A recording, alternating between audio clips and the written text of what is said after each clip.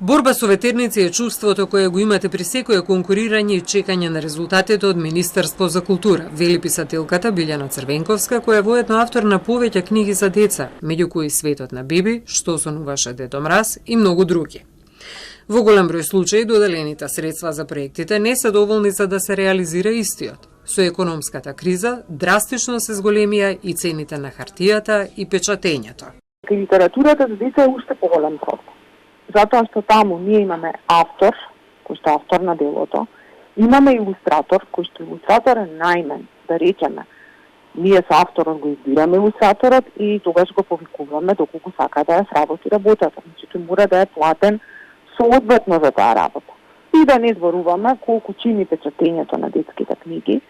Значи, тоа е некогаш дури пута 3 од печатењето на една обична книга, ако е таа книга роман, а ако е таа книга поезија, може би 4 пати повеќе да чини. Постојат повеќе аспекти кои нашите институции не ги разбираат во врска со издавачкиот сектор, а многу добро ги разбираат европските фондови, странските фондови, министерствата и агенциите во регионот, додава Црвенковска.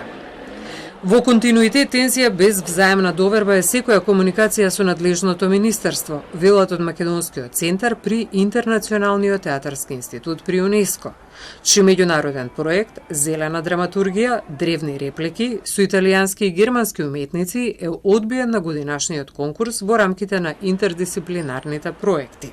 Мене ми е прилично фрустрирачки, знаете што кај нас не постои професионална објективност, една година ве поддржуваат, следната година не ве поддржуваат, кога ќе ве поддржат, тоа е толку смешна минимална сума од која што извлекувате чуда за да го реализирате целиот замислен проект.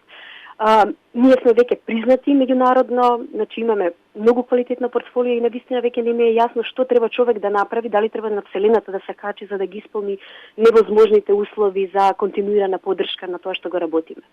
Струшките вечери на поезијата, како еден од најреномираните светски поетски фестивали, без сомнение дека заслужува поголема поддршка, вели Тасевски.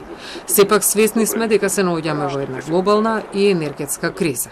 Годинава добивме 7 милиона и 600.000 денари, кои што споредено со ланскиот ревидиран буџет, кога од првично одобрените 10 со ребалансот на буџетот бевме скратени на 6,5 милиона и успеавме да реализираме едно достојно издание, годинава со овие средства сметаме дека се доволни да реализираме достојно издание. Секако дека очекуваме, кога ќе се надминат овие предизвици, буџетот, генералниот буџет за Струшки вечери да биде поголем. Секој апликант кој има забелешки на резултатите против решението може да изјави жалба до Државната комисија за одлучување во управна постапка и постапка одработен однос во втор степен во рок од 15 дена од денот на приемот на решението. Стои во дописот на Министерството за култура.